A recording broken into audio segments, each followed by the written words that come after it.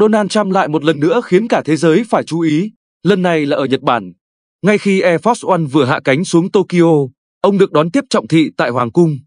Và chỉ vài giờ sau, mọi ánh nhìn đều hướng về cuộc gặp giữa Trump và Sani Takahashi, nữ thủ tướng đầu tiên trong lịch sử Nhật Bản.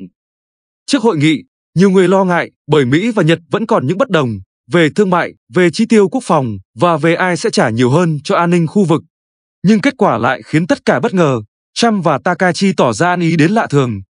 Trump khen bà Takahashi: "Bà sẽ là một trong những thủ tướng vĩ đại nhất của Nhật Bản. Tôi muốn bà hiểu rằng bất cứ khi nào có điều gì cần, dù là thắc mắc, băn khoăn hay mong được giúp đỡ, chúng tôi sẽ luôn sẵn sàng.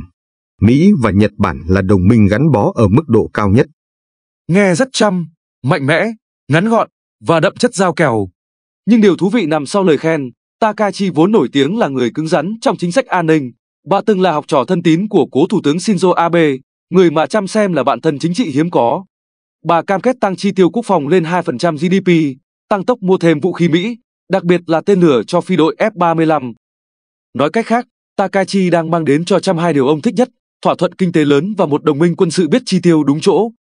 Trump đáp lại bằng màn trình diễn mang thương hiệu riêng. Ông cùng Takahashi lên thăm tàu sân bay USS George Washington, gặp gỡ binh sĩ Mỹ, bắt tay chụp ảnh, và tất nhiên, không quên nhắc rằng Liên minh Mỹ-Nhật đang bước vào kỷ nguyên vàng.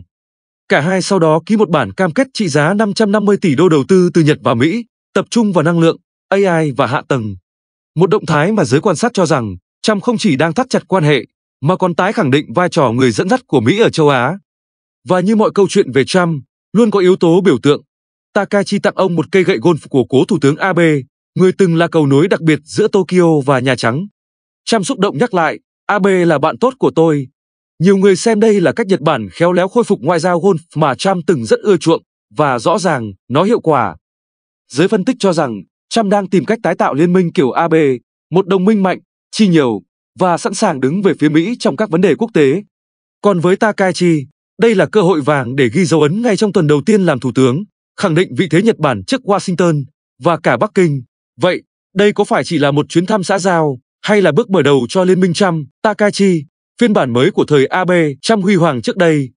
Hãy cùng Mr. Luan tiếp tục theo dõi, bởi trong chính trường thế giới, đặc biệt là khi có mặt Trump, mọi cái bắt tay đều ẩn chứa những toan tính lớn hơn nhiều.